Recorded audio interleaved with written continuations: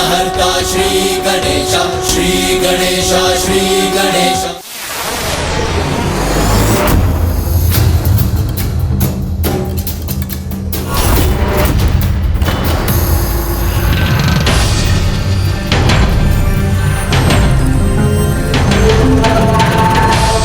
क्या हुआ गणेश? तुम यहाँ स्वर्ग के द्वार तक आकर अचानक रुक क्यों गए? चलो भीतर, माँ प्रतीक्षा कर रही होंगी। भैया, आप मेरे अग्रज है ना, तो इसलिए सर्वप्रथम भीतर जाने का अधिकार तो आपका है। अरुणासुर के वध का उपाय हमें ज्ञात हो गया है। ये तो अति महत्वपूर्ण समाचार है, तो आपको तो इसे माँ तक पहुँचाना चाहिए ना। और उस दुष्ट अरुणासुर के वध हेतु माँ को भ्रमरी रूप धारण करना होगा, ये भी आप ही बता दीजिएगा ना उन्हें। उचित है गणेश, मैं ही जाकर माँ को बता देता हूँ कि उन्हें कीट का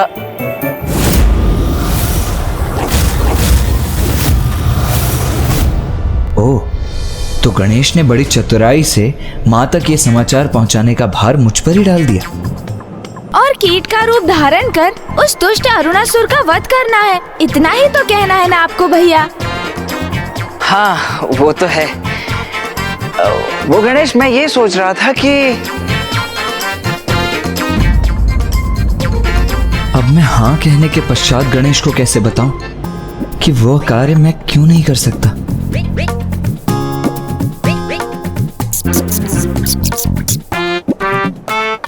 क्या हुआ? तुम दोनों स्वर्ग लोक के भीतर प्रवेश करने के स्थान पर यहाँ क्यों रुक गए और किस वार्तालाप में उलझ गए हो तुम दोनों? माता, हम तो आप ही की प्रतीक्षा कर रहे थे। क्यों गणेश? वो क्या है ना, क्योंकि जब माता साथ हो तो पुत्रों का आगे रहना उचित नहीं है, इसीलिए आप भीतर प्रवेश कीजिए ना, हम आपके पीछे पीछे प्रवेश करेंगे। क्यों गणेश? हाँ हाँ हाँ हाँ भैया। और माता, अरुणासुर के वध के उपाय के जिस प्रश्न ने हम सभी को उलझा कर रखा था, उसका उत्तर तो आप हमें ज्ञात हो गया है। तो ये समाचार आपके मुख से सुनकर माँ कितनी प्रसन्न होंगी। और हाँ, उन्हें ये बताना आपके लिए भी कितना सुखद होगा ना कि अरुणासुर का वध अब निकट ही है। बस उसके लिए माँ को एक कीट अर्थात भ्रामरी का रूप धारण करने की देर है बस। क्यों गणेश, है ना? हाँ हाँ हाँ हाँ भैया। हाँ हाँ अवश्य, क्यों नहीं। मैं अवश्य बताऊंगी उन्हें कि किस प्रकार बार बार तुम दोनों मुझसे चतुराई करने के असफल प्रयास कर रहे थे।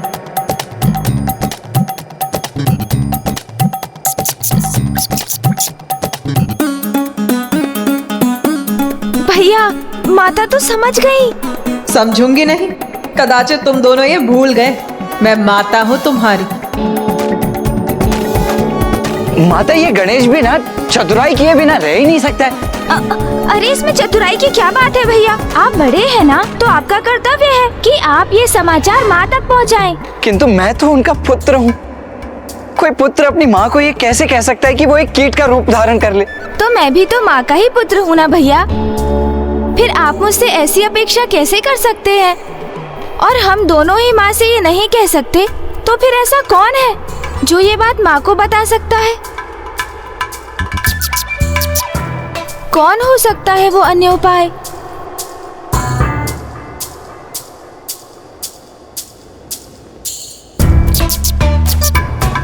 मूषक जी।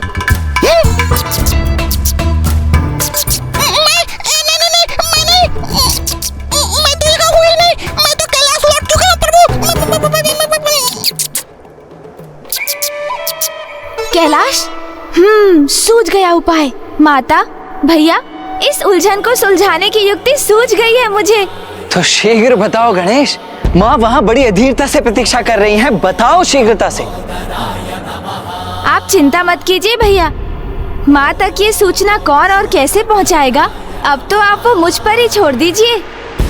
आप तो बस इतना कीजिए कि माँ के निकट पहुँचकर माँ से बस इतना कहिए कि हमें अरुणासुर के वध का उपाय ज्ञात हो गया है।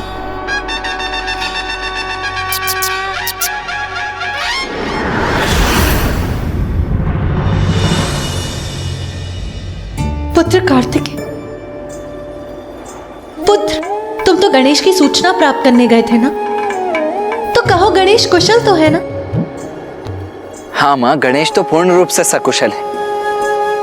तो फिर कहाँ है वो?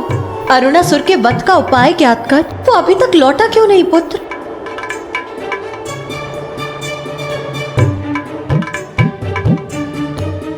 माँ, गणेश आने ही वाला है और उसने कहा है कि वो जैसे ही आएगा वैसे ही आपको अरुणासुर के वध का उपाय स्वतः ही ज्ञात हो जाएगा। स्वतः ही ज्ञात हो जाएगा? किंतु कैसे? अब ये कौन सी युक्ति है पुत्र गणेश की?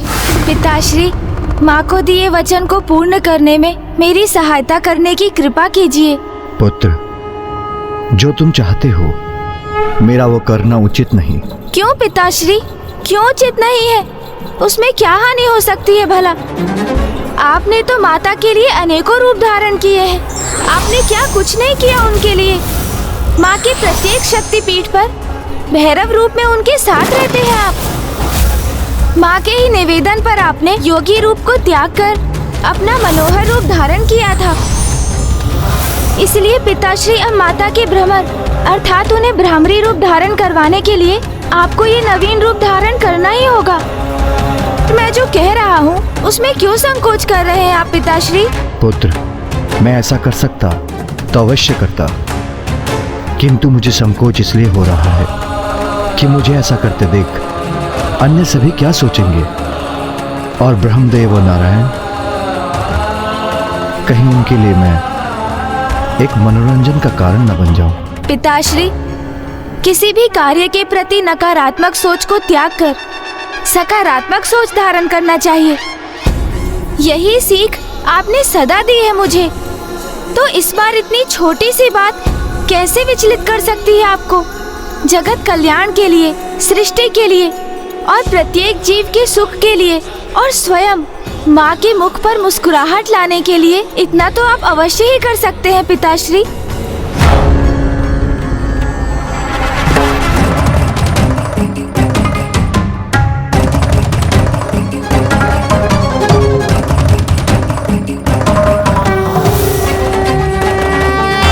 अधिक विचार मत कीजिए पिताश्री। जगत के जीवों की भलाई के लिए, माता की मुस्कुराहट के लिए मेरा अनुरोध स्वीकार कीजिए।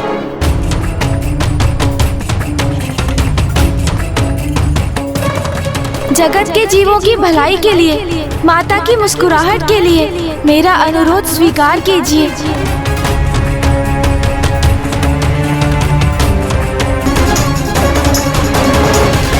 उचित है पुत्र, जो तुम चाहते हो मैं धारण करूंगा वो रूप। फिर तुम मुझे उस रूप में स्वर्ग लोक ले जाओगे, जहां तुम्हारी माँ तुम्हारी प्रतीक्षा कर रही है।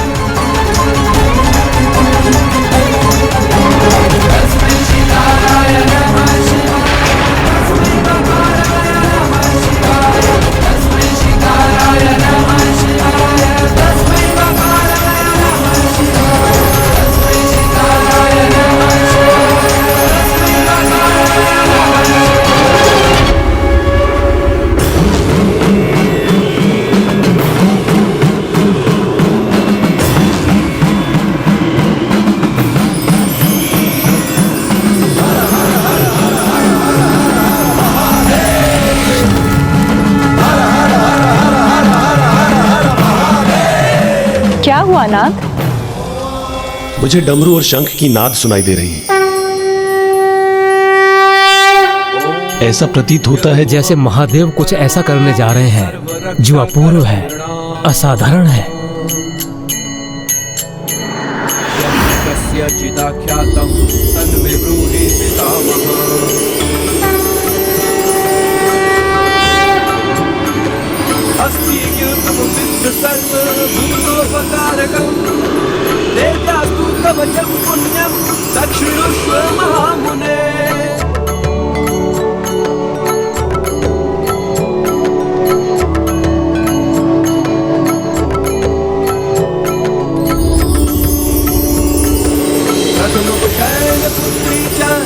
अद्भुत! इस रूप को धारण करने के लिए आपका कोटि कोटि धन्यवाद पिताश्री। मुझे आज्ञा दीजिए पिताश्री, ताकि मैं आपको इस सहस्त्रार कमल पुष्प के रूप में माँ के समक्ष लेकर जा सकूं।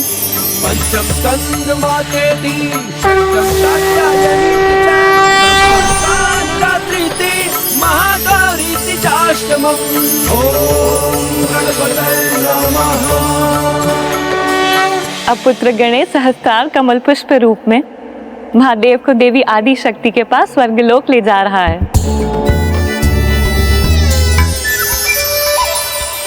अपनी पत्नी के प्रति अपना प्रेम व्यक्त करने के लिए महादेव ने कमल पुष्प रूप धारण कर लिया है। और आप प्रभु, आपने तो कभी अपने भार्या के केसों में एक फूल तक भेंट नहीं किया।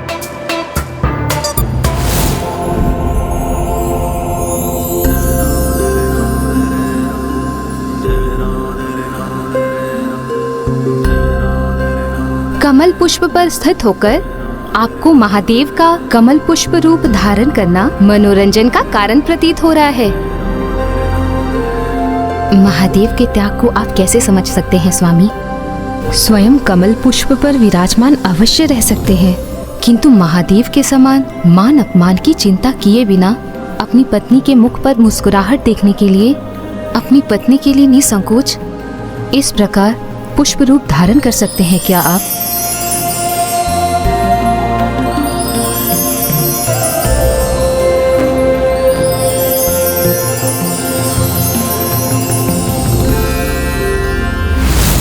अधीर हो रही हूं मैं उस असुर का अंत करने के लिए, जिसका उपाय गणेश ही बता सकता है मुझे।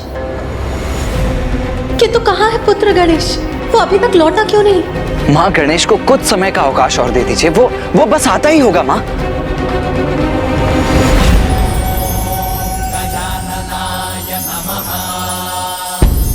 पिताश्री, मैं आपको यहाँ कहाँ स्थापित करूं?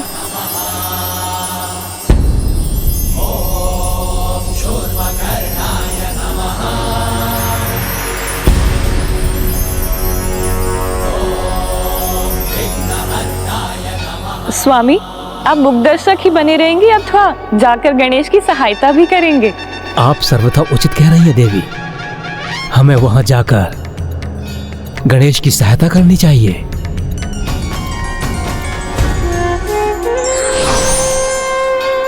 इस दिव्य कमल को यहाँ स्थापित करने के लिए कोई दिव्य स्थान ही नहीं है। चिंता न करो पुत्र गणेश, इस पुष्प के लिए उपयुक्त स्थान तुम्हें शीघ्र प्राप्त होगा।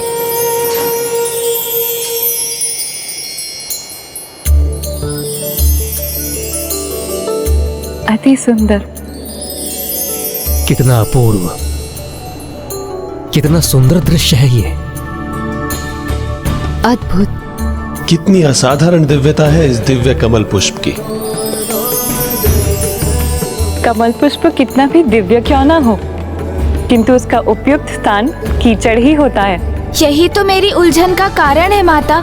स्वर्गलोक में कीचड़ कहाँ से उत्पन्न करूं? जब जगत कल्याण हेतु महादेव पुष्प का रूप धारण कर सकते हैं तो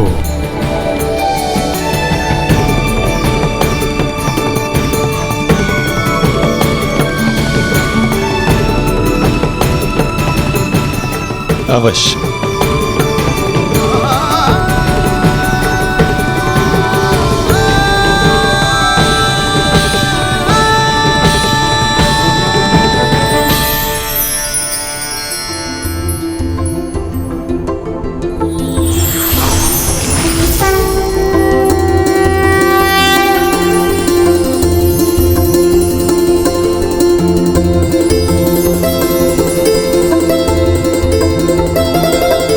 धन्यवाद मामा श्री, प्रभु श्री नारायण।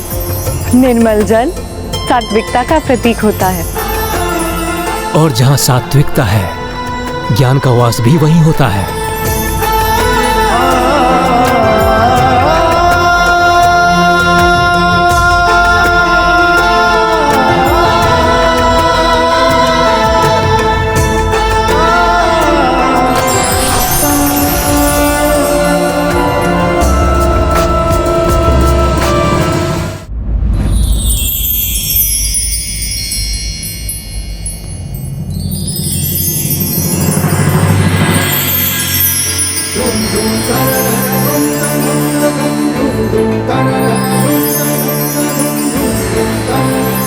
नारायण की शुद्धता और निर्मलता का जब सृष्टि के समस्त ज्ञान के धारक ब्रह्मदेव से संयोग होता है, तभी उस स्थान पर पूर्ण ज्ञान रूपी सहस्त्रार कमल स्वयं महादेव के स्थित होने का आधार तैयार होता है। अर्थात जब कोई स्वयं के व्यक्तित्व को निर्मल जल के समान शुद्ध और पवित्र बना लेता है, तभी वो पूर्ण ज्ञान को प्राप्त करने के योग्य बनता है।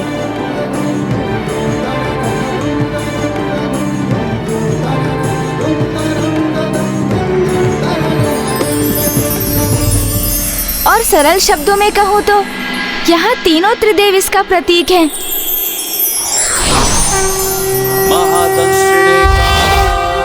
जहाँ ज्ञान के साथ पवित्रता है, वहीं परम ज्ञान की प्राप्ति भी संभव है। हिरण्यश्रवसे द्वारिणे भीमाय भीम पराक्रमाय ओम नमो नमः।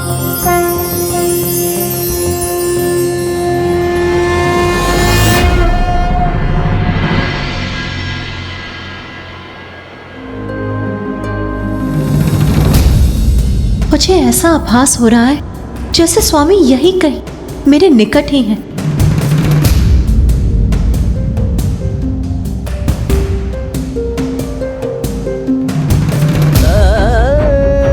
किंतु यदि वो मेरे निकट है तो मेरे सम्मुख क्यों नहीं आ रहे हैं?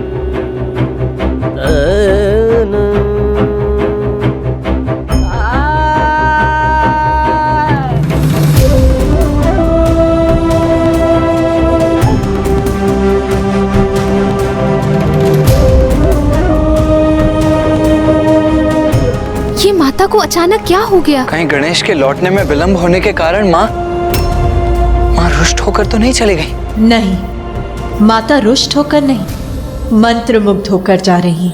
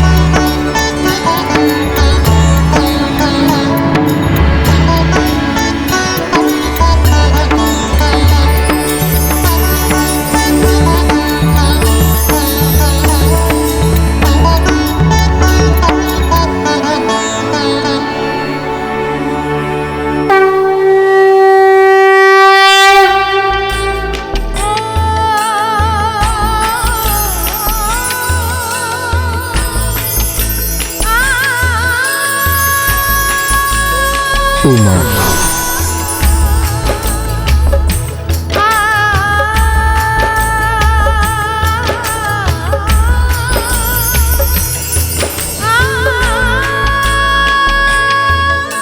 स्वामी,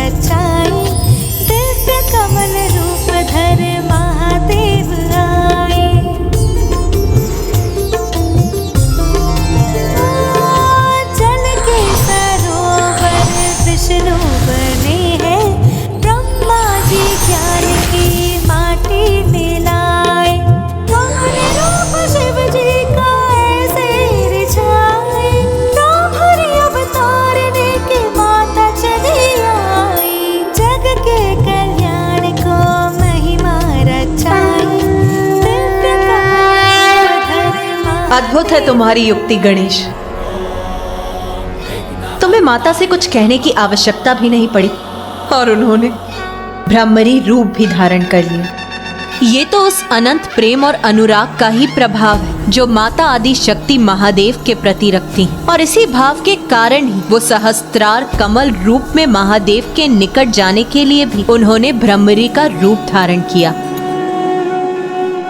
माता ब्रह्मरी देवी की, माता ब्रह्मरी देवी की, माता ब्रह्मरी देवी की, माता ब्रह्मरी देवी की।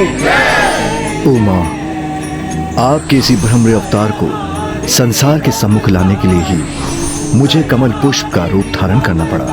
अरुणासुर को यही वरदान प्राप्त है कि उसका वध एक भ्रमरी द्वारा ही संभव हो, जिससे आप उस पापी के विनाश हेतु भ्रमरी रूप धारण करें। ब्रह्म, कीट, जननी, साधारण कीट हो या कोई अन्य जीव, सृष्टि के सभी चराचर जीवों की जननी मैं ही तो हूं। तो भला मुझे एक कीट का रूप धारण करने में क्या आपत्ति होती स्वामी? इसके लिए आपको इतने कष्ट उठाने की कोई आवश्यकता नहीं थी। सर्वथा सत्य है आपका ये कथन, किंतु इससे मुझे कोई कष्ट नहीं, अपितु ये तो मेरा सौभाग्य है और अरुणासुर का ये दुर्भाग्य, क्योंकि अब उसका अंत समय आ चुका है। उसके पापों की गागर भर चुकी है। ऐसा प्रतीत होता है कि देवताओं ने बहुत दुर्दशा की है तुम्हारे अरुणासुर।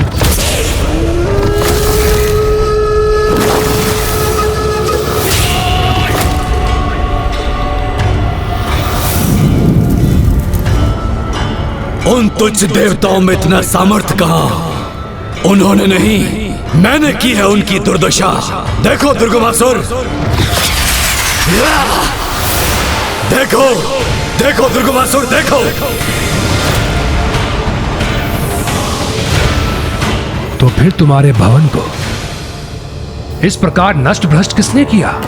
था एक तुच्छ गजमुख बालक जिसे कम आंकने की भूल कर बैठा मैं, क्योंकि मेरा भवन इतनी सरलता से पूर्ण रूप से नष्ट नहीं हो सकता, क्योंकि जितना वो थल के ऊपर है उतना ही थल के नीचे भी उसका निचला भाग तो अभी पूर्ण रूप से सुरक्षित है।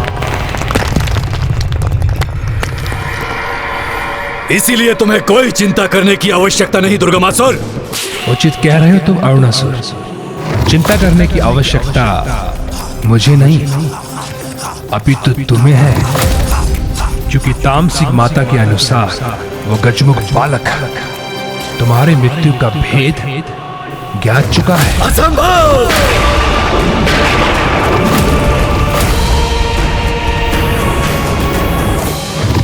अरुणासुर, बहुत कपटी होते हैं देवता, इनका तनिक भी विश्वास करना अनुचित है। असुरों का भेद ज्ञात करने के लिए कैसी भी कपट योजना की रचना कर सकते हैं और इसके लिए कुछ भी कर सकते हैं। यहां तक कि वर्तमान से अतीत में यात्रा भी कर सकते हैं और ये ज्ञात कर सकते हैं तुम्हारी मृत्यु एकमात्र 6 पांव वाले कीट के द्वारा ही हो सकती है, जिसका स्वर ब्रह्मनाद के समान गूंजता हो। इससे कैसे ज्ञात हुआ मेरा रहस्य, अर्थात सत्य कह रहा है ये, मेरे वध का भेद उजागर हो गया। इसलिए तुम्हें सावधान करने आया हूं मैं। तुम्हारे पास बस 2 ही अवस्था है, या तो भीषण युद्ध के लिए तैयार हो जाओ, अपितु अपने निर्मम वध के लिए।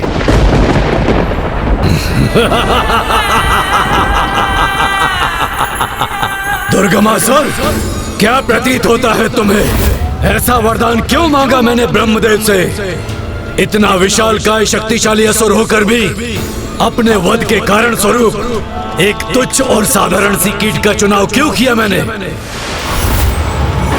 कितना भी प्रयास कर ले ये तुच्छ सी कीट मुझे कोई क्षति नहीं पहुंचा सकती, वो भी एक मादा कीट जिसके लिए उड़ान भरना भी कठिन है। वो मुझे क्या क्षति पहुंचाएगी? यदि वो मुझ तक पहुंच भी गई तो मुझे अपने गुंजन से अपने आगमन की सूचना दे देगी। तब मैं तो क्या, मेरी एक तुच्छ सी छिपकली उसे निगलकर अपना आहार बना लेगी। इसलिए मुझे तुच्छ सी कीट से भयभीत करने का प्रयास मत करो। चले जाओ यहाँ से। उचित है, तुम्हारी जैसी इच्छा। किंतु तुम एक अंतिम सुझाव देना चाहूंगा। अपने इस महल की सुरक्षा कड़ी कर लो, किंतु माता आदि शक्ति तुम पर किस प्रकार आक्रमण करेगी इसका आकलन लगाना बहुत ही मुश्किल है।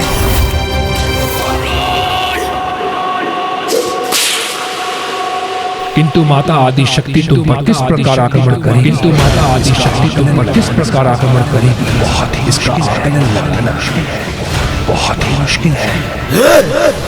एक तुच्छ सी मादा कीट असुर महावीर अरुणासुर का कुछ नहीं बिगाड़ सकती।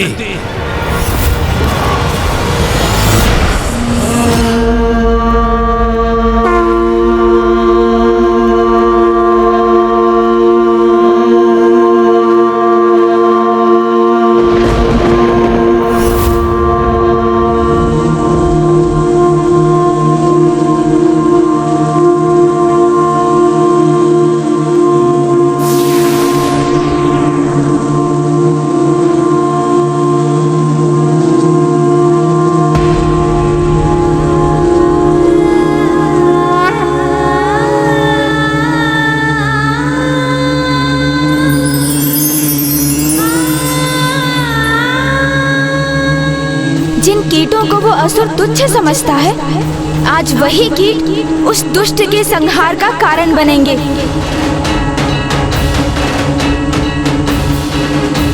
एक आंधी का रूप लेकर जाएंगे वहां और इस ब्रह्मांड से उस दुष्ट का अस्तित्व ही मिटा देंगे।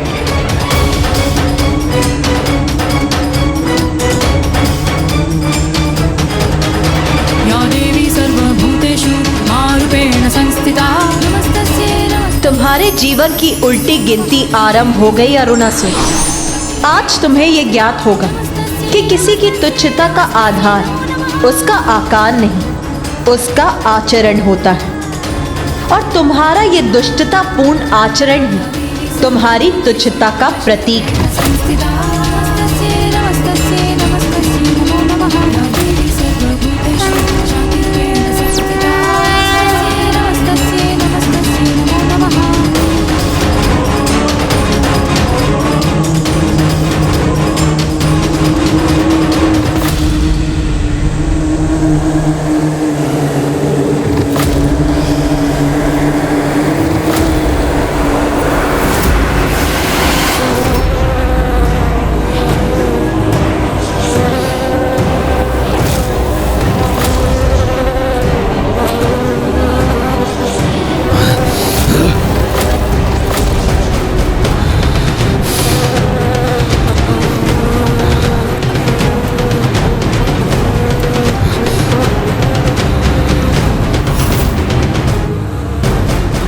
जब कोई कीट यहाँ पर है ही नहीं तो उनसे उत्पन्न ये ध्वनि कहाँ से आ रही है?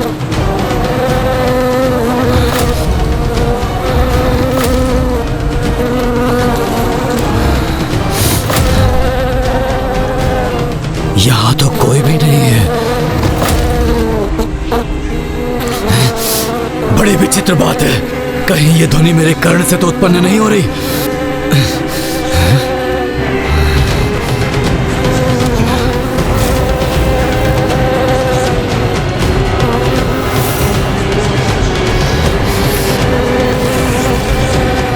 ए प्रहरी, तुम्हें ये भिनभिनाहट सुनाई दे रही है? नहीं।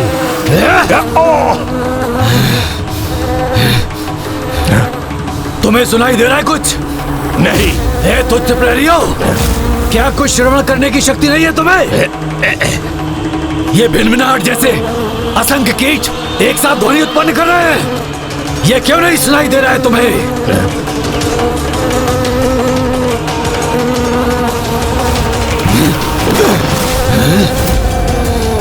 क्योंकि यह भिनभिनाहट नहीं, तुम्हारी मृत्यु के आगमन का स्वर है अरुणासुर।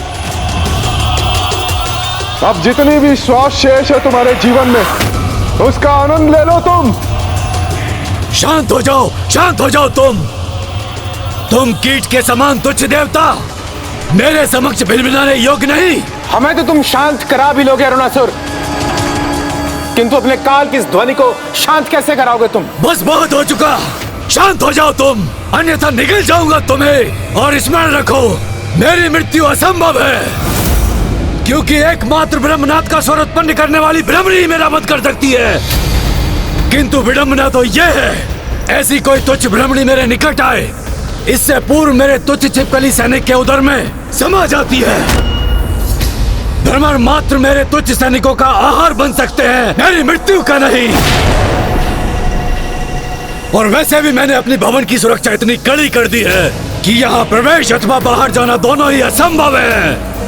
और हाँ, यदि कोई कीट सेना यहाँ पर आ भी गई तो मेरे असंख्य सैनिक उन कीट पतंगों को निगलकर उन्हें नष्ट कर देंगे।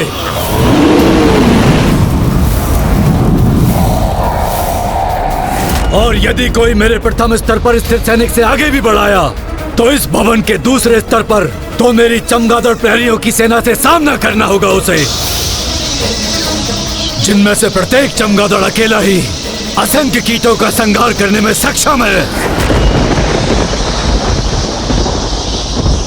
और तब भी यदि कोई कीट शेष रह गया, तृतीय स्थल पर उन्हें मेरे विषैले अनुघातक सैनिकों के प्रहारों का सामना करना होगा, जिनके छोड़े विषैले द्रव्य किसी भी प्रकार के कीट का अंत करने में सक्षम है।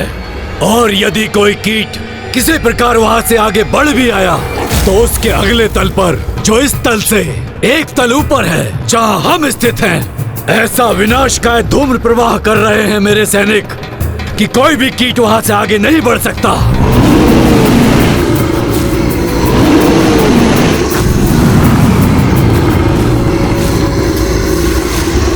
अब कहो, मेरी इतनी कड़ी सुरक्षा को भेद कर कैसे कोई तुच्छ कीट मेरा वध करने मुझ तक पहुंच सकेगा?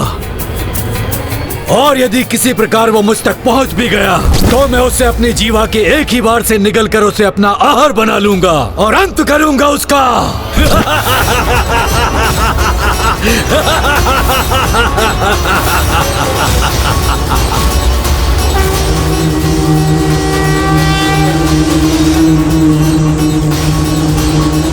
प्रहरी, कहाँ मर गए हो सभी?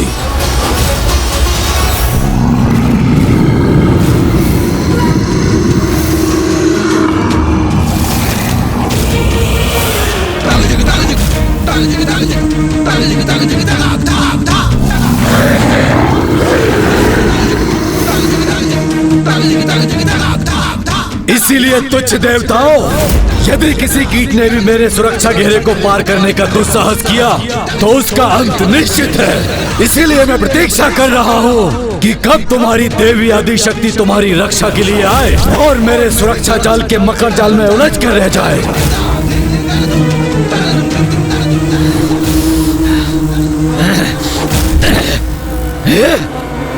फिर से ये अप्रिय भिनभिनाट ध्वनि का श्रवण हुआ मुझे। ध्यान से सुनो और देखो अरुणासुर, कहीं ये माता के आगमन का ही संकेत तो नहीं, क्योंकि वो यहां अवश्य पहुंचेंगी और जब ऐसा होगा तो निरर्थक हो जाएंगे तुम्हारे ये दम भरे वचन और अंत होगा तुम्हारा, अंत होगा तुम्हारा, अंत होगा तुम्हारा।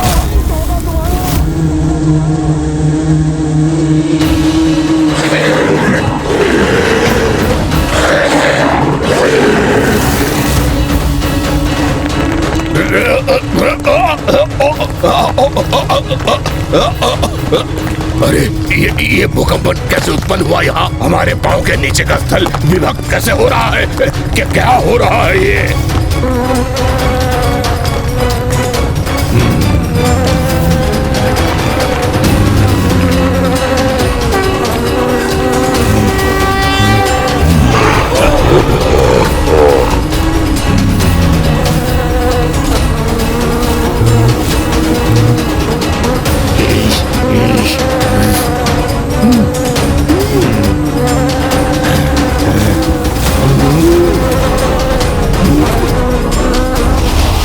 मेरा अंत होगा कोई नहीं कर सकता मेरा अंत। एक तुच्छ कीट तो कदापि नहीं।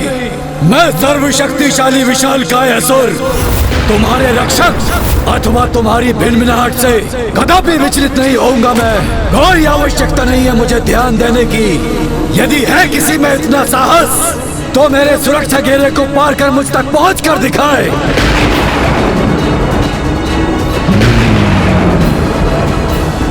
आक्रमण! नष्ट कर दो इन्हें। असुर महानायक अरुणासुर की जय! असुर महानायक अरुणासुर की जय! असुर सैनिकों, भस्म कर दो इन्हें। और अगर फिर भी कोई कीट शेष रह जाए तो उसे जीवित निगल जाओ।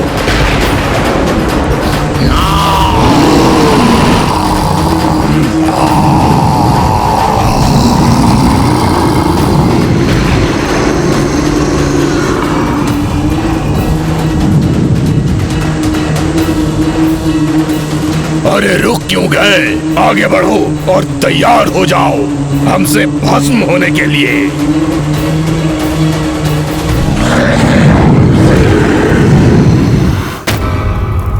माता, मेरे दो महाशत्रुओं दुष्ट असुर अरुणासुर और आपकी प्रिय देवी आदि शक्ति का परस्पर युद्ध होने जा रहा है। और आज इन दोनों में से किसी एक का इस युद्ध में अंत तो निश्चित है। इसलिए माता, मुझे आप ऐसी दिव्य दृष्टि प्रदान करें जिससे मैं इस युद्ध का आनंद उठा सकूं और स्वयं अपने नेत्रों से इसका परिणाम भी देख सकूं। प्रथम बार कुछ अच्छा मांगा है तूने मुझसे।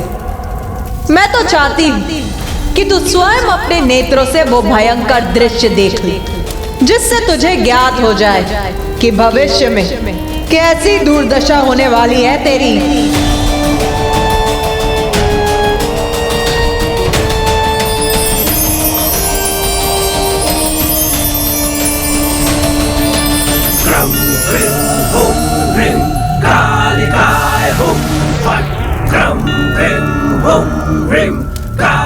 धन्यवाद माता, धन्यवाद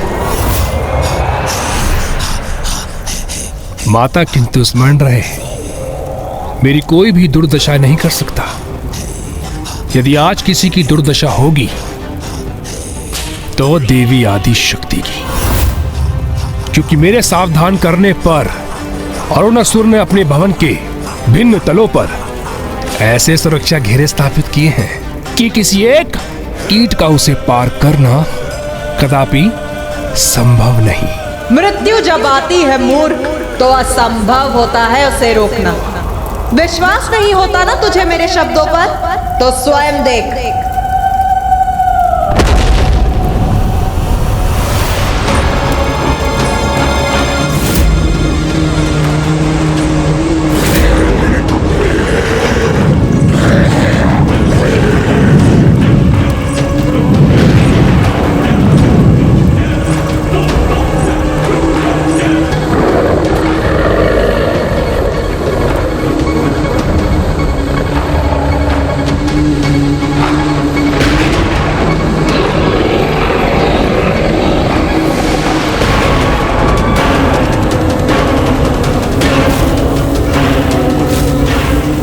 ये क्या? ऐसा प्रतीत हो रहा है जैसे वो गंभीर और उसकी भव्य सेना अरुणासुर के असुरों पर भारी पड़ रही हो। ये भ्रमर कीट कैसे भी भयंकर मेघ उत्पन्न करते हैं, किंतु हम अभी अपने अग्नि प्रहार से इन्हें भस्म कर देंगे। अग्नि प्रहार करो।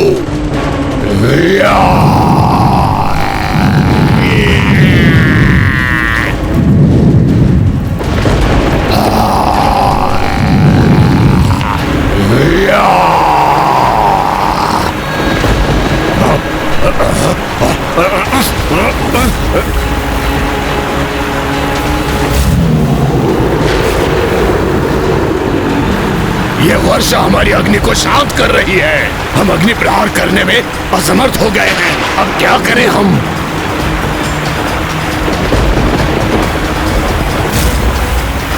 ये भ्रमर कीट सेना हम पर आक्रमण करने जा रही है। अब कैसे होगी हमारी रक्षा?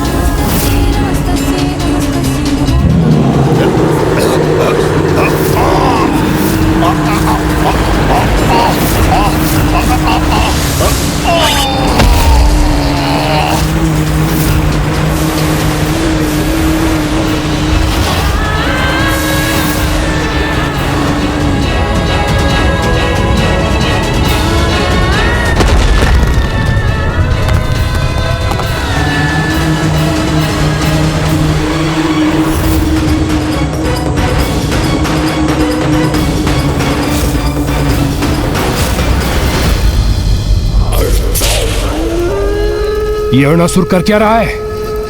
अपने सैनिकों का नेतृत्व स्वयं करने क्यों नहीं आ रहा है? माताओं, अब तो माँ ने भ्रमरी रूप धारण कर लिया है और अब तक तो उन्होंने अरुणासुर पर आक्रमण भी कर दिया होगा, किंतु पिताश्री अपने वास्तविक रूप में क्यों नहीं लौट रहे हैं? कदाचित जब तक माता के माता भ्रमरी रूप का उद्देश्य पूर्ण नहीं होता, महादेव भी अपने इसी रूप में रहेंगे। जब तक महादेव अपने मौलिक रूप में नहीं लौटेंगे, तब तक ब्रह्मदेव और स्वामी श्री हरि नारायण भी इन्हीं रूपों में रहेंगे। किंतु हमें इसके लिए तो इस युद्ध के अंत की प्रतीक्षा करनी होगी। मुझे एक बात की चिंता है कि उस दुष्ट असुर ने स्वयं को सुरक्षित रखने के लिए कुछ तो उपाय किया होगा।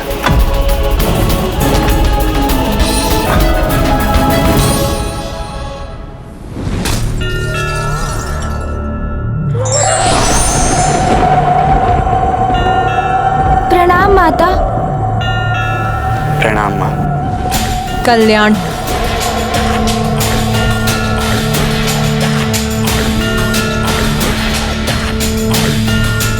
अपने भवन के भिन्न तलों में अपनी सुरक्षा हेतु भांति भांति के सुरक्षा घेरे स्थापित किए हैं उस असुर ने। जैसे कि कीट पतंगों को अपना आहार बनाने वाले चमगादड़, विषैले द्रव्यों को उत्पन्न करने वाले छिपकली असुर और ऊष्मता और धूम का प्रवाह करने वाले असुर।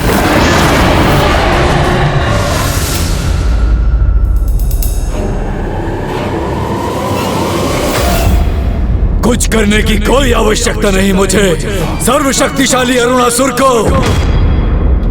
अरे जब तुम तुच्छ देवताओं में से मेरे समक्ष कोई नहीं टिक सका, और वो त्रिदेव जो मेरे आतंक से अपने अपने लोक को छोड़कर भाग खड़े हुए, तो तुम्हारी देवी आदि शक्ति एक तुच्छ नारी वो क्या क्षति पहुंचा सकती है मुझे? हाँ, उस गजमुख को कम आंकने की भूल कर बैठा था मैं, इसीलिए वो मेरे हाथों से निकल गया।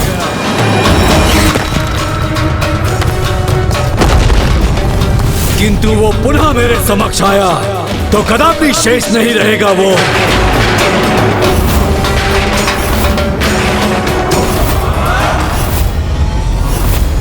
महाराज, उस भ्रमरी ने सुरक्षा घेरे को तोड़कर प्रथम चरण को पार कर लिया है और अब वो बड़ी तीव्रता से दूसरे सुरक्षा घेरे की ओर बढ़ रही है। महाराज,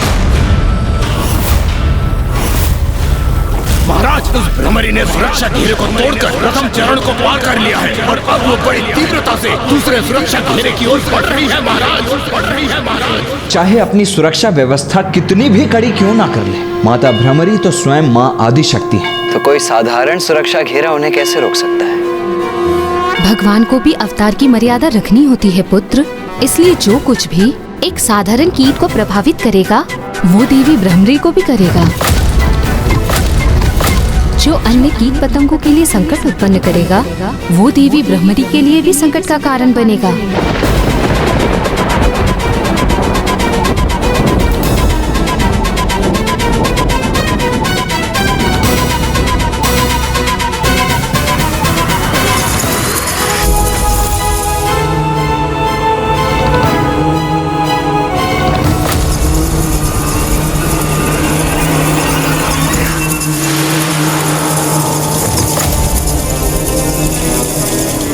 यहां तक तो पहुंच गई भ्रमरी अपनी भ्रमर कीट सेना के साथ, किंतु यहां से आगे कैसे बढ़ेगी? क्योंकि ये चमगादड़ कुछ ही क्षणों में ऐसे असंख्य कीट पतंगों को निकलकर अपना आहार बना सकते हैं। ये सेना और भ्रमरी देवी दोनों का शीघ्र अंत करेंगे।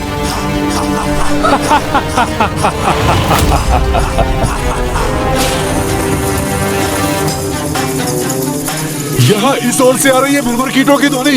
इन तुच्छ जीवों का इतना दुस्साहस कि ये हमारे साम्राज्य में प्रवेश करें। साथियों, सज्ज रहो। अपने इन तरंगों से हम याद कर लेंगे कि तुम कहाँ हो भ्रमर कीट सैनिकों, फिर तुम्हें अपना आहार बनाएंगे हम।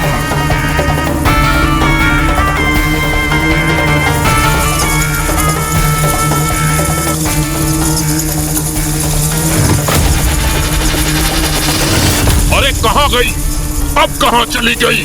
हमें ज्ञात क्यों नहीं हो रहा है कि ये कीट कहाँ है? फिर कैसे उनको अपना आहार बनाएंगे हम? योजनाबद्ध होकर ही इधर उधर उड़ रही है भ्रमरी, ताकि ये चमगादड़ सीना दिशाहीन होकर आपस में ही टकराकर आहत हो सके।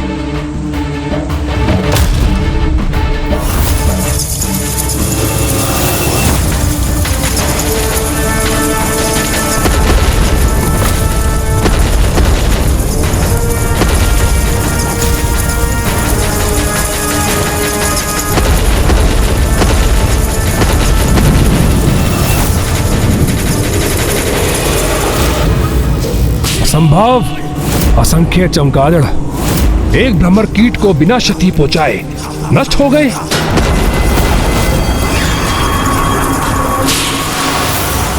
बस उनमें एक शेष ही बचा है।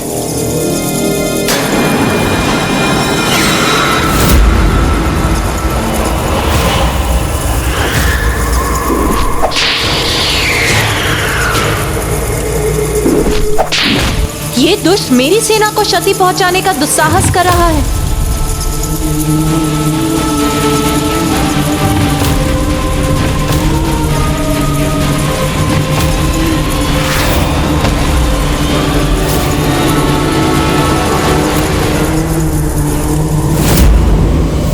बुरे कर्मों का बुरा परिणाम तो भुगतना ही होगा। भयंकर अपराध करने वाले को इतनी भयंकर मृत्यु ही प्राप्त होगी। कहाँ है अरुणासुर? कहीं ये दम्भी मूर्ख असुर भिन्न तलों में सुरक्षा घेरा बनाकर निश्चिंत होकर बैठ तो नहीं गया?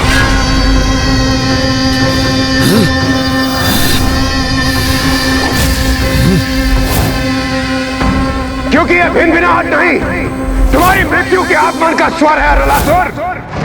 कहीं ये माता के आगमन का ही संकेत तो नहीं, क्योंकि वो यहां अवश्य पहुंचेंगी। यहां बंदी होने के बाद भी ये देवता इतने निश्चिंत क्यों हैं? क्या है उनके विश्वास का कारण? यहां एक बार मुझे अपने सुरक्षा घेरों का निरीक्षण कर लेना चाहिए। भले ही उस भ्रमरी ने मेरे प्रथम पड़ाव के सुरक्षा घेरे को भेद दिया हो, किंतु अब इससे आगे बढ़ते ही मेरे चमगादड़ असुर उन्हें क्षण भर में अपना आहार बना लेंगे। चौथा पड़ाव सुरक्षावद्ध है मेरा, और तीसरा तल भी।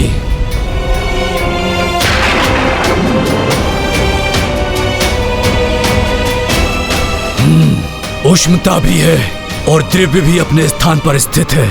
आगे देखता हूं।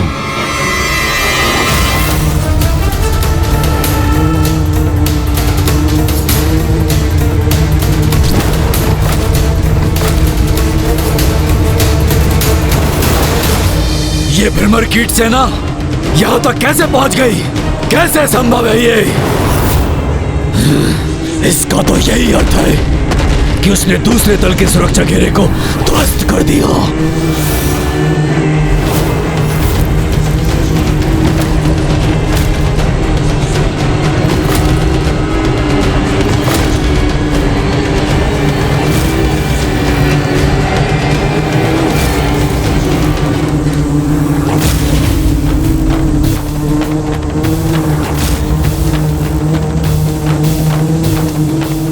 ये भ्रमरी कोई साधारण भ्रमरी तो प्रतीत नहीं हो रही, किंतु ये तुच्छ भ्रमरी है तो एक कीट ही ना।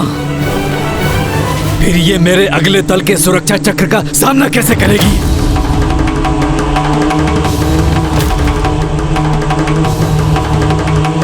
रुक जाओ।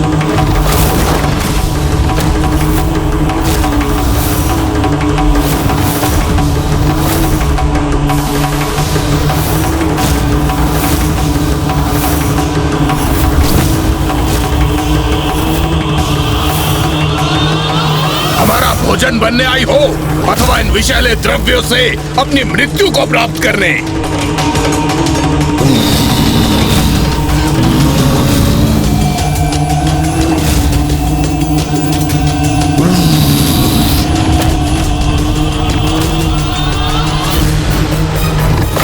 विषैली द्रव्य तो मेरी भ्रमर सेना को आहत कर रहे हैं। नहीं, मैं उनके प्राण संकट में नहीं डाल सकती। जाओ जाओ, लौट जाओ मेरी भ्रमर सेना, जाओ और लौटकर स्वयं को सुरक्षित करो।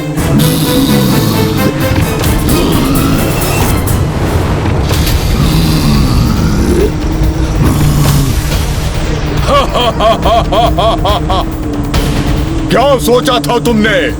हमें पार करके आगे बढ़ सकोगी तुम? देखा कैसी दुर्दशा हो गई तुम्हारी कीट सेना की।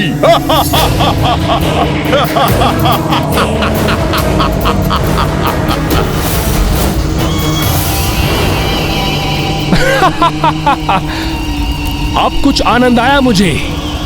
बधाई हो अरुणासुर, बधाई हो। यही दुर्दशा अब इस भ्रमरी की भी होगी। जो भी हो, ये है तो एक तुच्छ कीट ही ना, जो कि छिपकलियों के निवास पर अपनी मृत्यु के लिए ही आई है। इनकी पीड़ा असहनीय है मेरे लिए। अब मेरा क्रोध इन दुष्ट असुरों का नाश करेगा।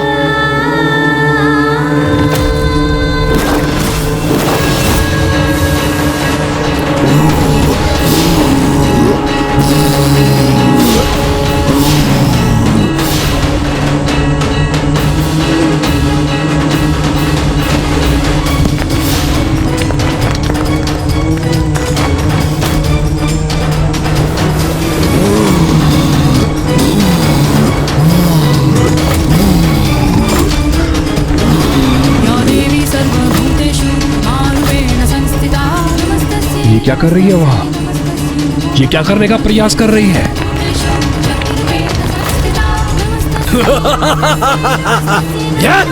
भयभीत हो गई है भ्रमरी। अब ये वहां ऊपर छिपने का स्थान ढूंढ रही है।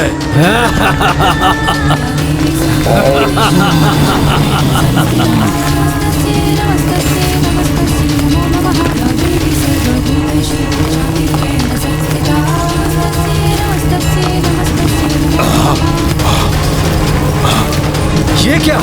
ये धूलकर तो हमारे विषैले द्रव्यों को स्वयं में अवशोषित कर उन्हें निष्क्रिय कर रही है।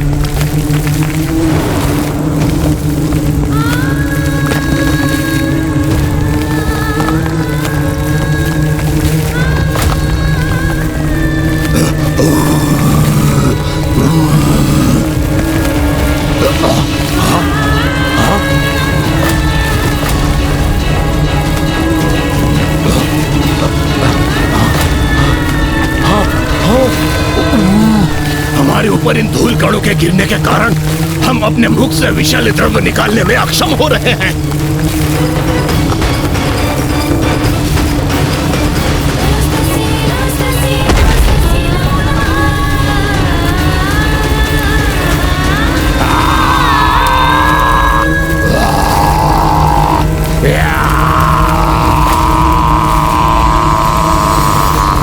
एक तुच्छ सी भ्रमरी ऐसे विनाश का कारण कैसे बन सकती है?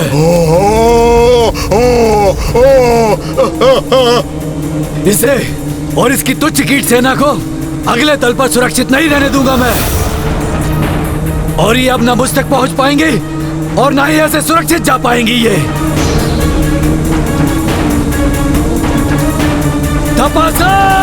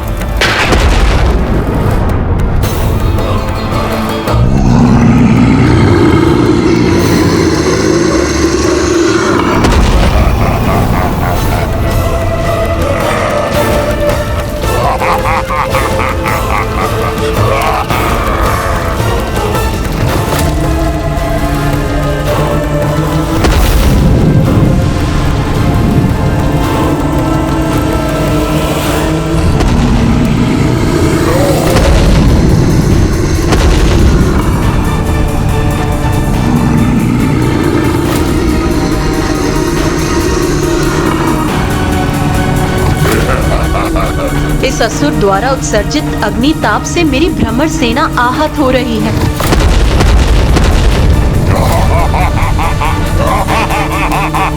रुको, रुको, जाओ, पीछे जाओ, शीघ्रता करो। इस असहनीय ताप में तुम में से किसी एक को भी झुलसते हुए नहीं देख सकती मैं।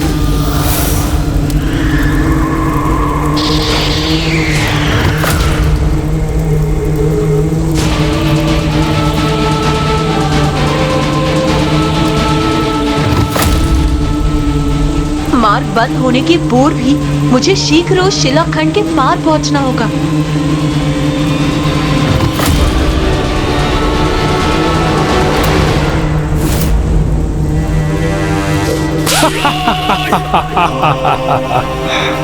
अब क्या करेगी ये भ्रमरी देवी? इसके आगे तो मृत्यु इसकी प्रतीक्षा कर रही है और पीछे हटने का मार्ग अवरुद्ध है, इसलिए पीछे हटकर अपनी रक्षा करने में असमर्थ है। अब इस संपूर्ण भ्रमर सेना का अंत निश्चित है।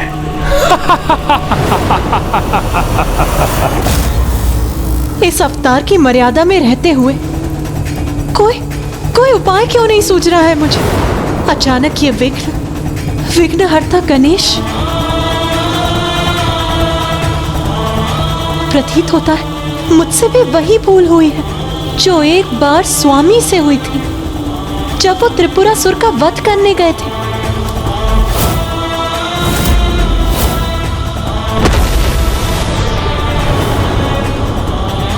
जिसे प्रथम पूज्य के स्थान पर स्वयं आपने और समस्त देवताओं ने स्थापित किया था, उसी परम पूज्य गणेश की पूजा करना भूल गए हैं आप। ये विघ्न उसी भूल का परिणाम।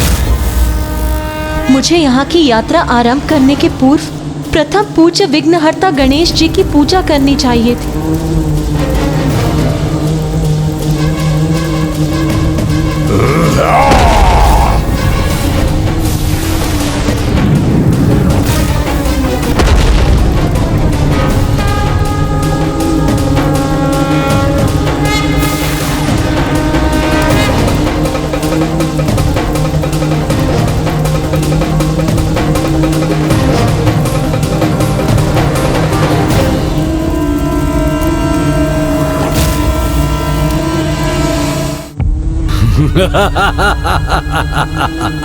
ये तो इन तुच्छ जीवों का स्वभाव है कि कोई भी कठिनाई आती है तो हाथ जोड़कर खड़े हो जाते हैं किसी शिला अथवा पाषाण के समक्ष प्रार्थना करने हेतु।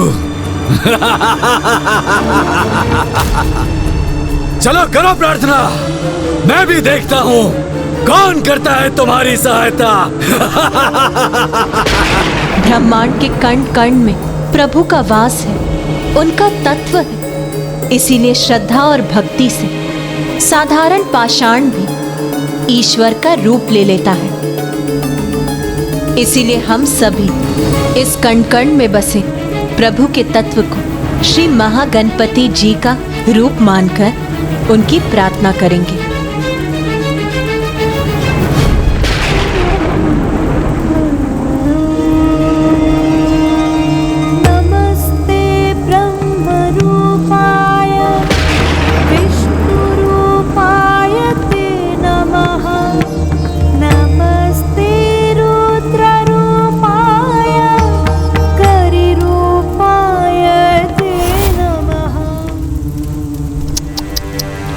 कितने भी प्रार्थना कर लो भ्रमरी देवी, किंतु तुम्हारी सहायता हेतु यहाँ कोई नहीं आएगा। पाषाण तो पाषाण ही रहेगा, वो कुछ नहीं करेगा तुम्हारे लिए।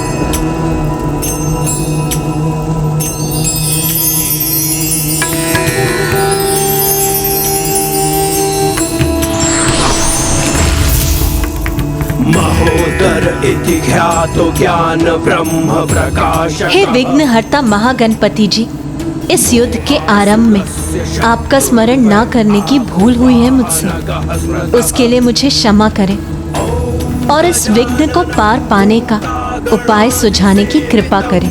आप तो जगत जननी हैं, इसलिए आपको क्षमा याचना करने की कोई आवश्यकता नहीं। और भ्रमरी देवी, आप तो एक भ्रमरी के रूप में भी देवी शक्ति का ही स्वरूप है, इसलिए आपके लिए तो कुछ भी असंभव नहीं। स्मरण रखिए, यदि आपकी क्रोधाग्नि से संपूर्ण ब्रह्मांड नष्ट हो सकता है, तो आपके मन की शीतलता तो संपूर्ण ब्रह्मांड को शीत के प्रभाव से जड़ भी कर सकती है। इसलिए अब इस असुर को अपनी शीतलता का अनुभव करने दीजिए और मिटा दीजिए अपने इस विघ्न को। देव सर्वकार्येषु सर्वदा।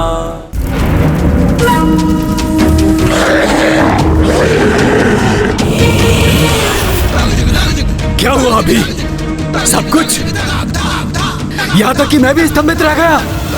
किंतु जो भी था ये, पर ये करने क्या जा रही है अब?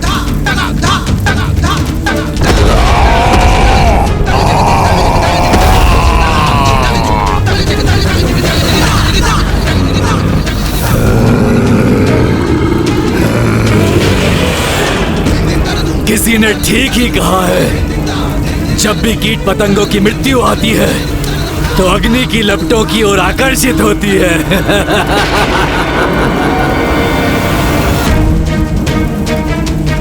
ये क्या करने जा रही है? आत्मदाह करने की इच्छा हो रही है किसकी?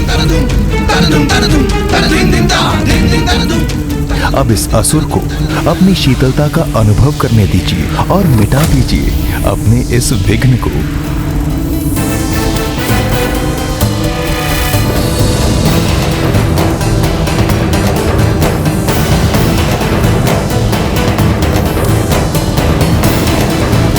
तपासुर की ताप से तो कोई भी सुरक्षित नहीं रहा, तुम भी सुरक्षित नहीं रहोगी दुष्ट भ्रमरी।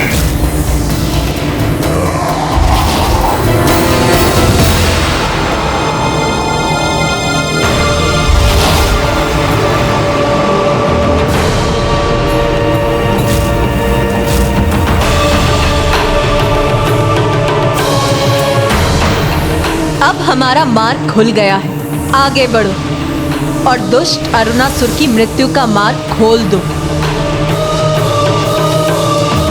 रुक जाओ! हमारे स्वामी, हमारे महाराज, अरुणासुर तक पहुंचना इतना सरल नहीं है। यह मायावी सुरंग किसी भी बाहरी उपस्थिति का आभास कर इतने शीघ्र बंद होती है कि कोई कितनी भी तीव्र गति से आगे बढ़े, लेकिन इसको पार नहीं कर सकता।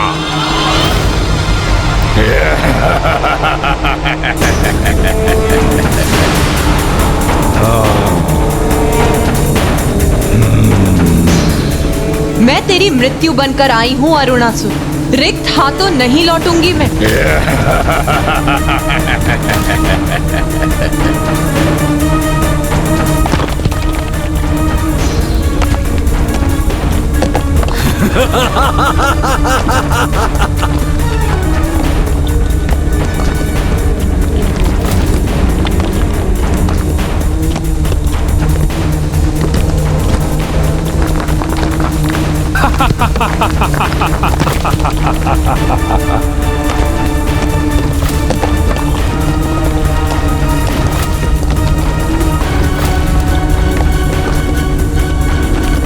अरे ये तुच्छ भ्रमरी तो इस प्रकार अन्य तल का मार्ग बना लेगी। मुझे किसी भी प्रकार इसे रोकना ही होगा।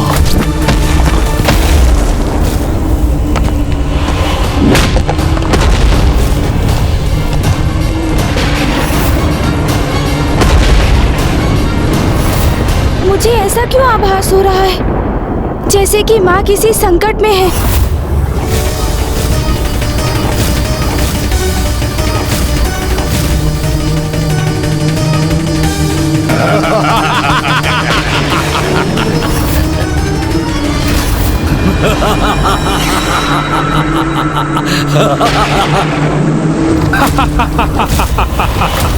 अरे ये देवी तो उलझ गई बेचारी। मैंने संदेश भेजा था तुम्हें। अरुणासुर तक इतनी सहजता से पहुंचा नहीं जा सकता।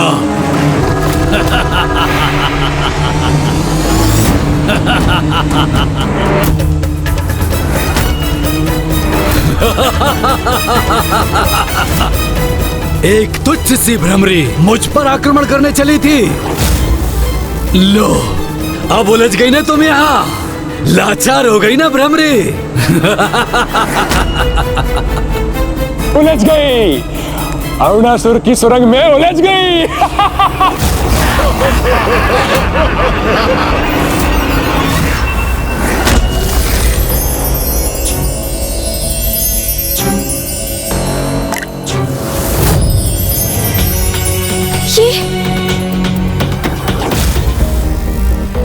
भैया, क्या हुआ गणेश?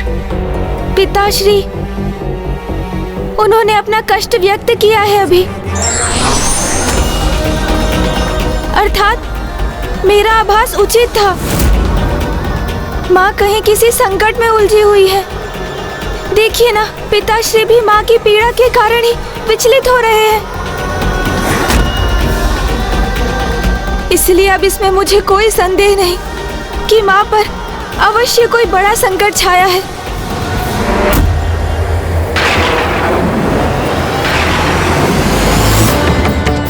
यहाँ इस शिला के भार तले दबकर असहाय हो गई ना तुम, दुष्ट भ्रमरी। अब कोई रक्षा नहीं कर सकता इस तुच्छ भ्रमरी की। बहुत निकट है इसका अंत।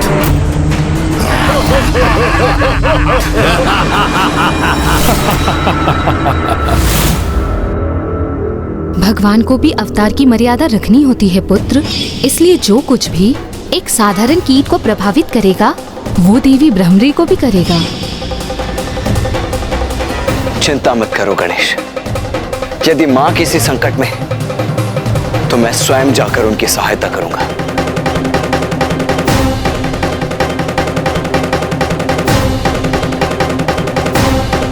रुकिए भैया। विश्वास, अटूट विश्वास। भैया, अटूट विश्वास होना चाहिए हमें अपनी माँ पर। उनके इस रूप में भी उनके सामर्थ्य पर ऐसा दृढ़ विश्वास जो किसी भी परिस्थिति में ना डिगे। किंतु गणेश, भैया, हम वहाँ गए तो कदाचित माँ की कुछ कठिनाई तो दूर होगी ही, किंतु क्या इसमें उनकी प्रतिष्ठा को ठेस नहीं पहुँचेगी? नहीं भैया, हम हस्तक्षेप कर माता के मान को क्षति नहीं पहुँचने देंगे। और उन पर जो भी संकट छाया है, माँ उसे मिटाने का उपाय अवश्य ढूंढ लेंगी। इसलिए हमें इसका विश्वास कर धैर्य पूर्वक माँ के द्वारा अरुणासुर के अंत की प्रतीक्षा करनी चाहिए, क्योंकि माँ की लीला तो उचित समय पर ही उजागर होती है, उससे पूर्व नहीं, है ना भैया?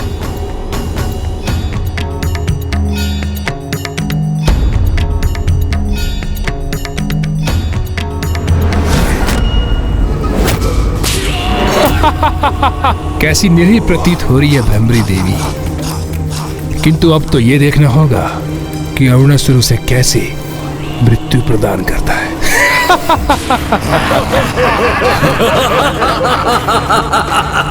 देख क्या रहे हो? अंत कर दो इस तुच्छ भ्रमरी का। बहुत कष्ट दिए हैं इस दुष्टा ने हमें, तो उसके दंड स्वरूप जीवित ही निकल जाओ उसे। माता यहाँ पहुंच तो गई है, किंतु प्रतीत होता है वो किसी संकट में है।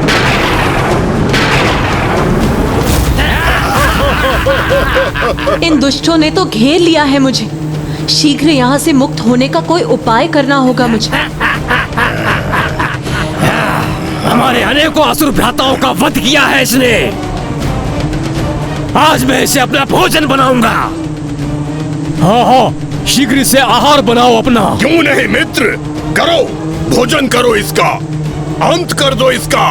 वैसे भी इतनी नन्ही सी भ्रमरी के लिए हमारे मध्य किसी भी होड़ का लाभ क्या है? क्योंकि इससे भला किसका उदर भरेगा? उचित कहा तुमने। इतनी छोटी हूँ मैं कि मुझे अपना आहार बनाकर तुम में से किसी एक का भी उदर नहीं भरेगा। आज तो तुम्हें मेरा आहार बनने से कोई नहीं रोक सकता, और तुम अपने वचनों से हमें भ्रमित करने का कितना भी प्रयास कर लो, किंतु अब मेरे उदर में जाकर तुम्हारा अंत तो निश्चित ही है। तुम तो चतुर हो, इतने मूर्ख नहीं जितने प्रतीत होते हो। मेरी युक्ति को भांप लिया तुमने, और तुम्हें तो मेरा रहस्य भी ज्ञात है। गुप्त रहस्य? कैसा गुप्त रहस्य? मुझे तो प्रतीत हुआ ऐसे ज्ञात है। चलो मैं ही बता देती हूँ। तुम में से जो भी मुझे अपना आहार बनाएगा, बाहर स्थित मेरी असंख्य कीटों की सेना उसकी अधीन हो जाएगी, और फिर उसे भोजन प्राप्त करने हेतु कोई श्रम नहीं करना पड़ेगा, क्योंकि उसका भोजन तो उसके अधीन होने के कारण स्वयं उस तक चलकर आएगा। और इसी कारण वो असुर कभी भूखा नहीं रहेगा। अब देखना तो ये, तुम में से वो शक्तिशाली असुर कौन है जो मुझे अपना आहार बनाने में सक्षम होगा। मैं बनाऊंगा इसे अपना। नहीं, ये मेरा भोजन बनेगी। नहीं नहीं, इसे तो मेरे उदर में जाना होगा। इसे तो मैं निगलूंगा। नहीं, इसे मैं निगल जाऊंगा। अंततः ये मूर्ख असुर मेरी योजना में उलझ ही गए, और अब बारी होगी इसके परिणाम की।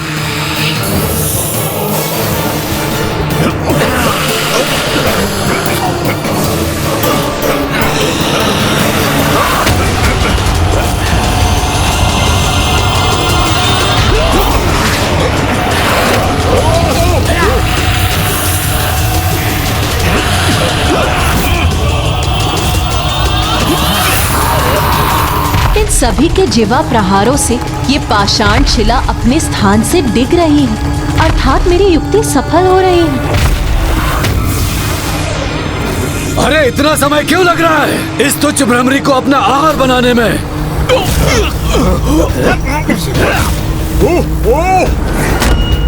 मुझे ऐसा क्यों प्रतीत हो रहा है कि इसमें भ्रमरी की कोई योजना है?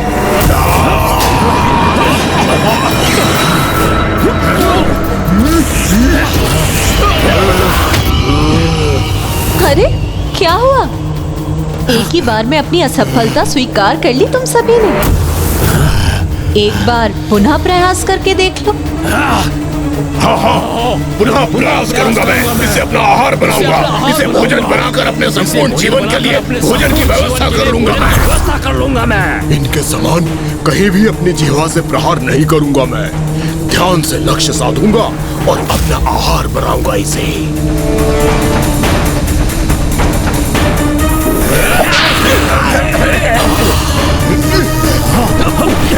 पूर्ण रूप से मुक्त नहीं हुई हूँ, किंतु ये दुष्ट ऐसे ही प्रयास करते रहे तो कदाचित शीघ्र ही सफल होगी मेरी युक्ति। समझ गया, चतुराई कर रही है। इन असुरों को उत्तेजित कर स्वयं मुक्त होने के लिए उनका लाभ उठाने का प्रयास कर रही है, क्योंकि उनकी जीवा और शीला से टकराएगी तो वो शीला अपने स्थान से हटकर इसे मुक्त कर देगी।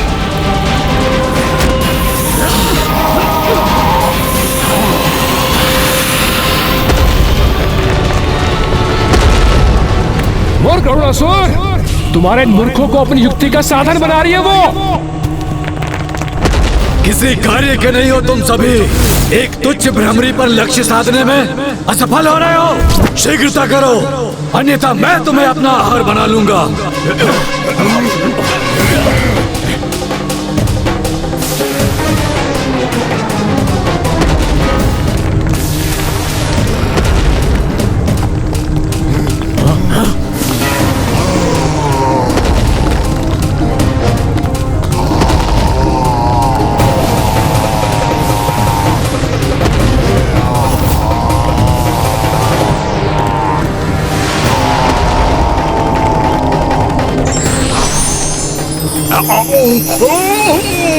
अरे इस प्रकाश ने बातें कठिन कर दी मेरी।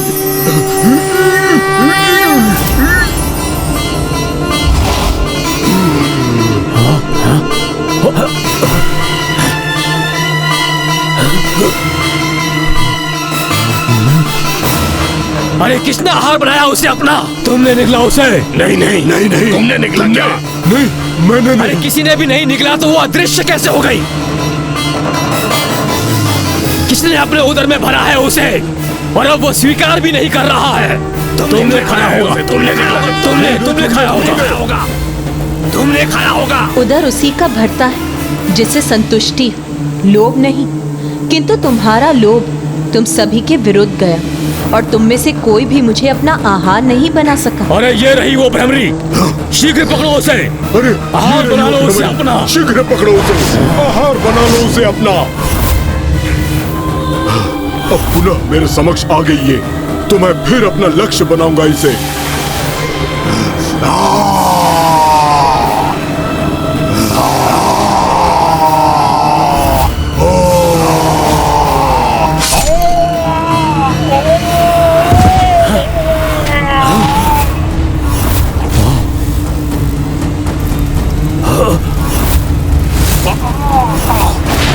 इतना दुस्साहस इस तुच्छ भ्रमरी का!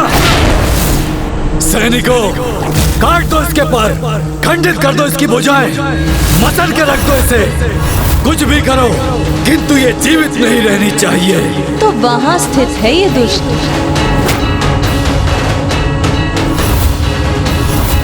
मुझे ज्ञात हो चुका है कि तुम कहाँ स्थित हो दुष्ट। आ रही हूँ मैं, किंतु इसके पूर्व मेरे मार्ग में आ रही बाधा का सर्वनाश भी देख लो तुम।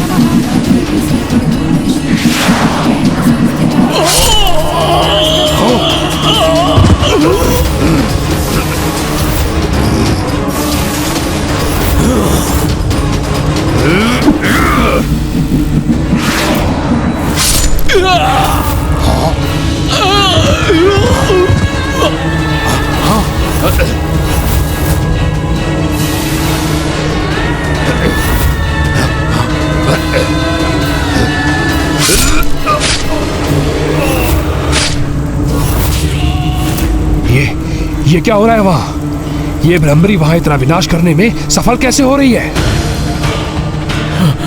असुर महानायक, उस तुच्छ भ्रमरी ने हमारे अनेकों सैनिकों का वध कर दिया। तो तुम मुझे ये सूचना देने आए हो? जाओ, रोको उसे। ठहरो,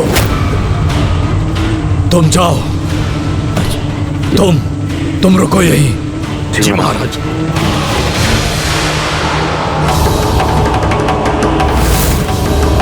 अब उसे इस कक्ष में प्रवेश तो करने दो।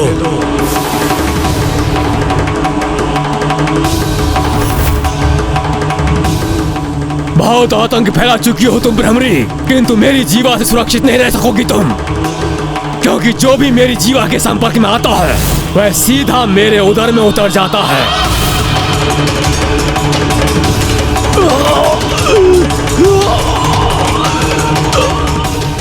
एक घात लगाए हुए असुर का प्रतिबिंब मेरे पीछे स्पष्ट दिखाई दे रहा है। मेरे आगे भी संकट है और पीछे भी। इन दोनों संकटों का एक साथ निवारण करना होगा मुझे।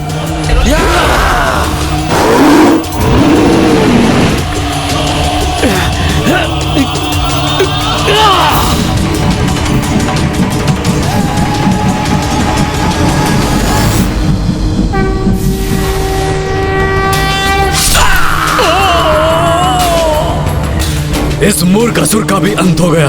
अर्थात ये भी नहीं रोक सका उस भ्रमरी को। अब मैं ही रोकूंगा उसे, चाहे इसके लिए मुझे किसी की भी बलि क्यों न देनी पड़ जाए।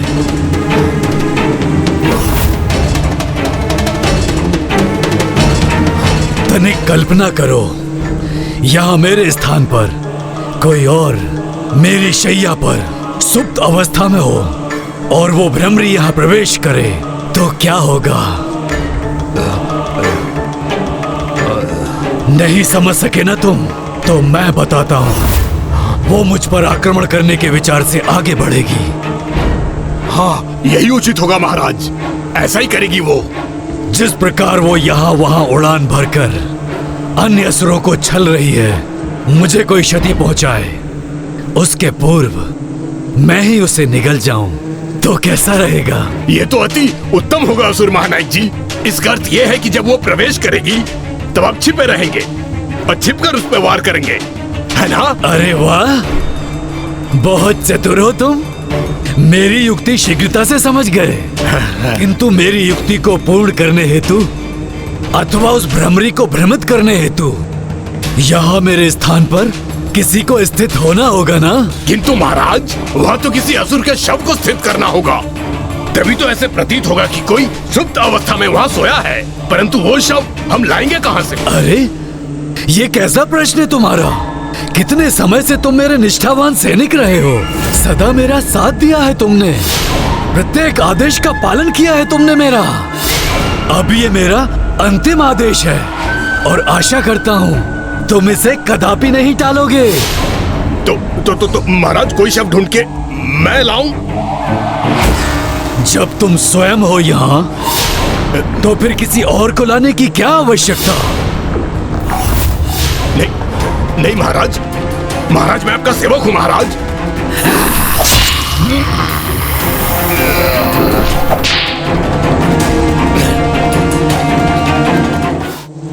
यहाँ बाहर तो मेरा कार्य पूर्ण हुआ, अब भीतर प्रवेश करने का मार्ग ढूंढना है मुझे।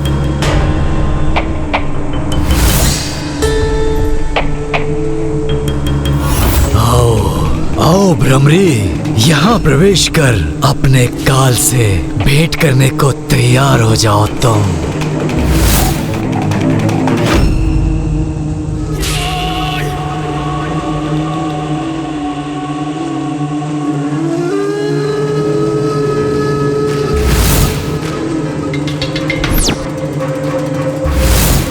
मेरी रक्षा का उपाय बने हो तुम तो चतुर सैनिक। ये तो सौभाग्य है तुम्हारा, क्योंकि साम दाम दंड भेद का प्रयोग कर शत्रु पर विजय प्राप्त करना आवश्यक होता है। बहुत उड़ान भरती है ना ये तुच्छ भ्रमरी, बार बार बचकर निकल जाती है। किंतु अब नहीं, एक बार यहाँ भीतर आ जाए तो मैं भी देखता हूँ कैसे अपनी रक्षा करती है ये दुष्टा कीट।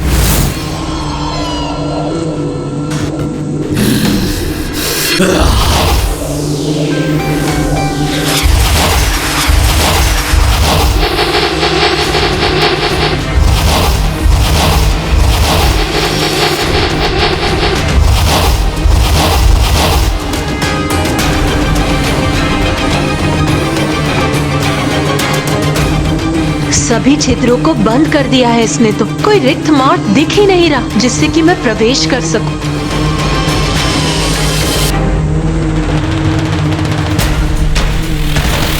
दुष्ट अरुणासुर के कक्ष में प्रवेश करने का और कोई मार्ग नहीं, तो अब इस द्वार को भेद कर ही भीतर प्रवेश करूंगी मैं।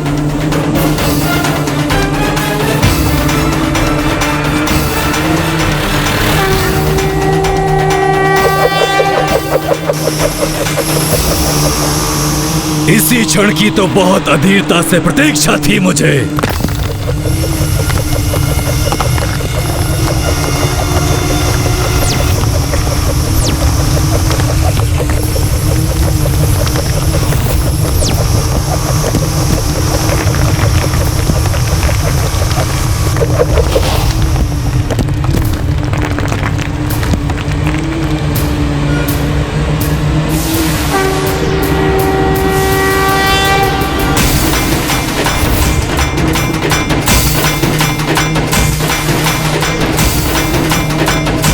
वहां अपनी शैया पर स्थित है क्या वो दुष्ट?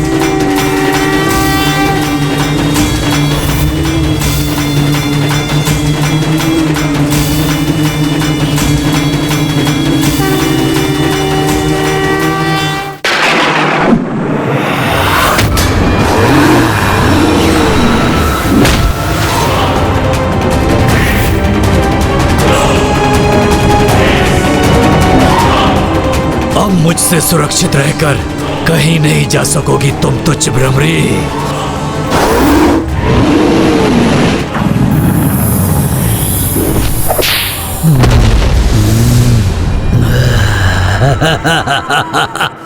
मुझे चुनौती देने का दुस्साहस किया था ना तुमने, उसका परिणाम तुम्हें भुगतना पड़ेगा।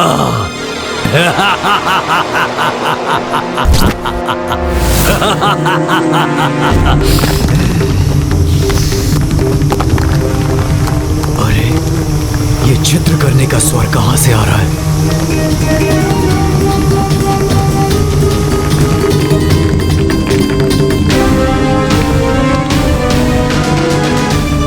ओह, ये मात्र मेरी कल्पना ही थी।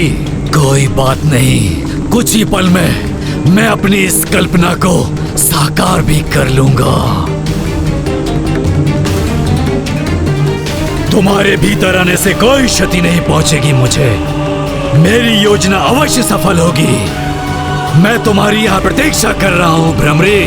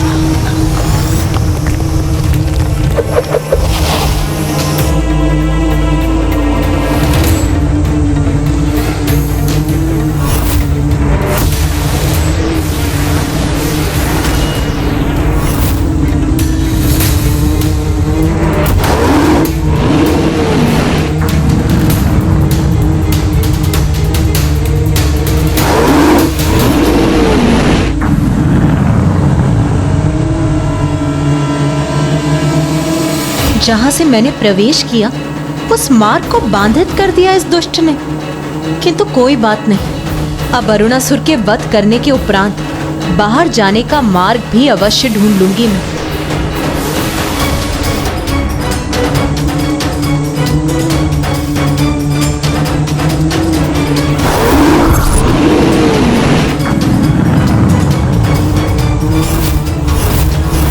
दुष्ट अरुणासुर, दुष्ट अरुणासुर, दुष्ट अरुणासुर।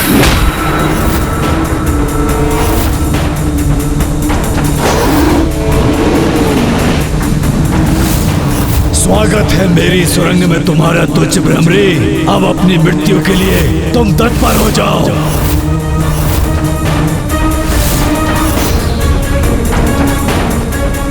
अधर्मी कितना भी छल बल का प्रयोग कर ले, किंतु ईश्वर जब अपनी लीला दिखाने पर आते हैं तो ये छल बल उनके समक्ष शून्य पड़ जाते हैं। विघ्नहर्ता श्री गणेश के अद्भुत शक्तियों से भरे वीडियोस देखने के लिए चैनल को सब्सक्राइब करना न भूलें और साथ ही बेल आइकॉन भी दबाएं।